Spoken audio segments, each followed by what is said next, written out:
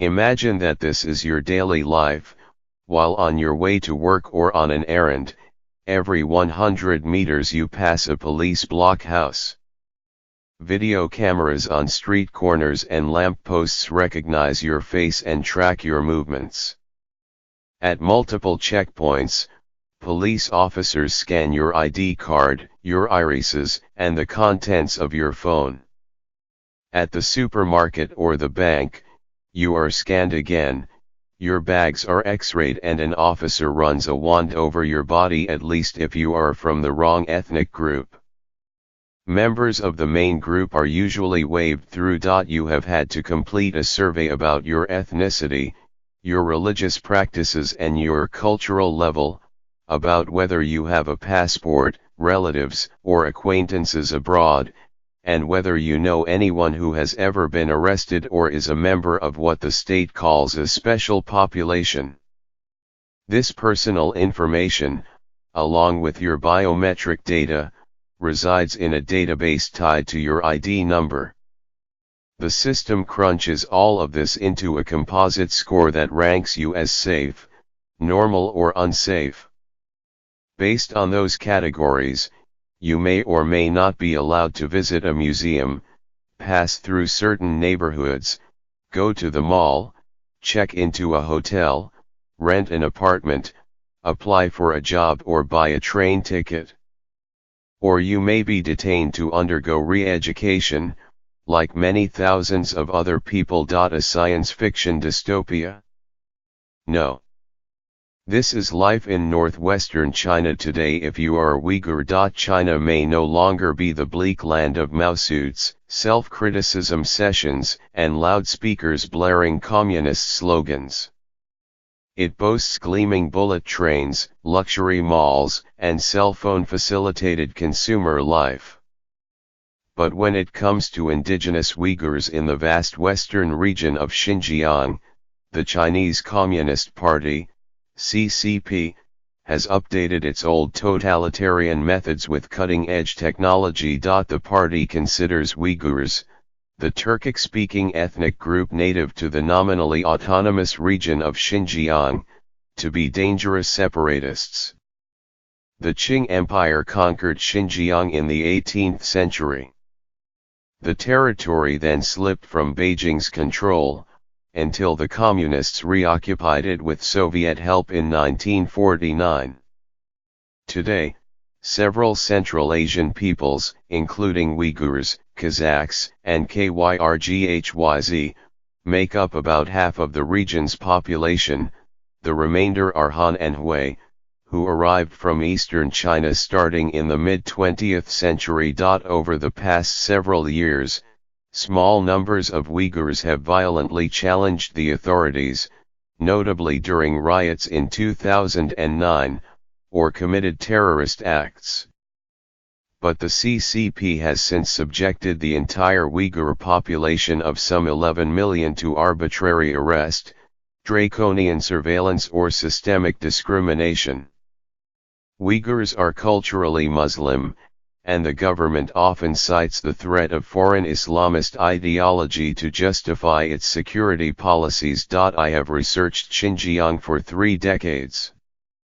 Ethnic tensions have been common during all those years, and soon after September 11, Chinese authorities started invoking the specter of the 3 evil forces of separatism, extremism, and terrorism as a pretense to crack down on Uyghurs. But state repression in Xinjiang has never been as severe as it has become since early 2017, when Chen Quanguo, the C.C.P's new leader in the region, began an intensive securitization program. Mr. Chen has brought to Xinjiang the grid system of checkpoints, police stations, armored vehicles, and constant patrols that he perfected while in his previous post in Tibet. The CCP credits him with having quieted their restive ethnic group unhappy with its rule. In his first year governing Xinjiang, Mr. Chen has already recruited tens of thousands of new security personnel. As multiple news outlets have reported, He has also deployed high-tech tools in the service of creating a better police state. Uyghurs' DNA is collected during state-run medical checkups. Local authorities now install a GPS tracking system in all vehicles. Government spy apps must be loaded on mobile phones. All communication software is banned except WeChat, which grants the police access to users' calls, texts, and other shared content. When Uyghurs buy a kitchen knife, their ID data is etched on the blade as a QR code. This digitized surveillance is a modern take on conventional controls reminiscent of the Cultural Revolution in the 1960s and 70s. Some Uyghurs report getting a knock on their door from security agents soon after receiving a call from overseas. Last autumn, one Uyghur told me that following several such intimidating visits over the summer, his elderly parents had texted him, "The phone screen is bad for our old eyes, so we're not using it anymore." He had not heard from them since. Xinjiang authorities have recently enforced a spate of regulations against Uyghur customs, including some that confound common sense.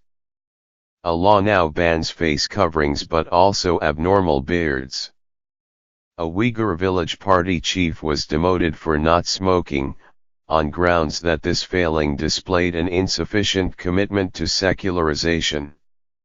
Officials in the city of Kashgar, in southwest Xinjiang, recently jailed several prominent Uyghur businessmen for not praying enough at a funeral, a sign of extremism, they claimed. Any such violation, or simply being a Uyghur artist or wealthy businessman, can lead to indefinite detention in what the government euphemistically calls political training centers, a revival of punitive Maoist re-education camps secured by high walls, razor wire, floodlights and guard towers. A revered Uyghur Islamic scholar is said to have died in one of those centers this week. According to Radio Free Asia, a county official and a police officer in southern Xinjiang were instructed by superiors to lock up 40% of the local Uyghur population. Adrian Zenz, a researcher at the European School of Culture and Theology, estimates that 5% of the Uyghur population across Xinjiang has been or is currently detained, more than 500,000 people in all. Local orphanages overflow with the children of detainees. Some children reportedly are sent to facilities in the eastern parts of China. Why are so many Uyghurs subjected to these harsh policies? A Chinese official in Kashgar explained, "You can't uproot all the weeds hidden among the crops in the field one by one, you need to spray chemicals to kill them all."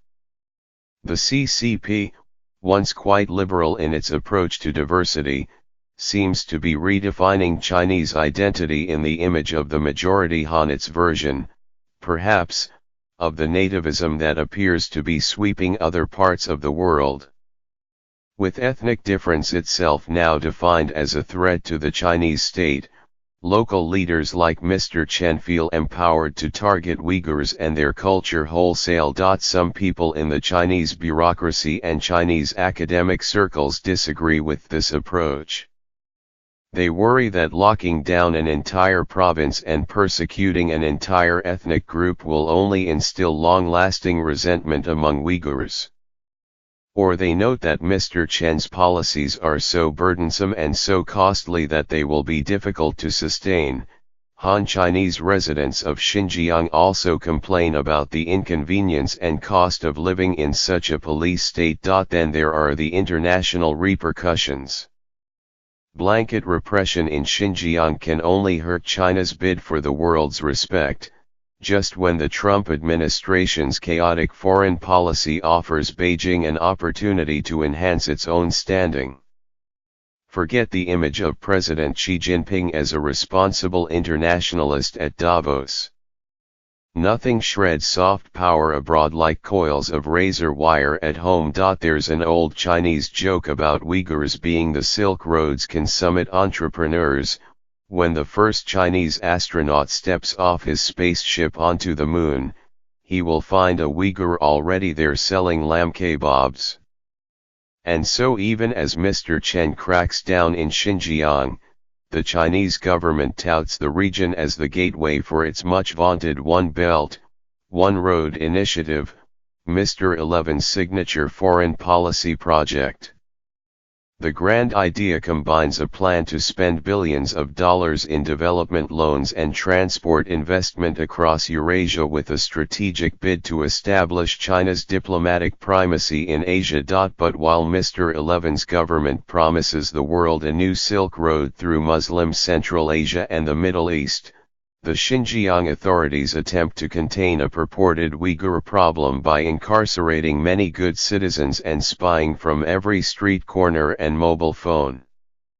The C.C.P's domestic policies contradict its international aspirations. How does the party think that directives banning fasting during Ramadan in Xinjiang, requiring Uyghur shops to sell alcohol and prohibiting Muslim parents from giving their children Islamic names will go over with governments and peoples from Pakistan to Turkey? The Chinese government may be calculating that money can buy these states quiet acceptance. But the thousands of Uyghur refugees in Turkey and Syria already complicate China's diplomacy. Tibetans know well this hard face of China. Hong Kongers must wonder, if Uyghur culture is criminalized and Xinjiang's supposed autonomy is a sham, what will happen to their own vibrant Cantonese culture and their city's shaky one country, two systems arrangement with Beijing? What might Taiwan's reunification with the SEC-Euritized mainland look like? Will the big data police state engulf the rest of China? The rest of the world, as China's profile grows on the international stage, everyone would do well to ask if what happens in Xinjiang will stay in Xinjiang.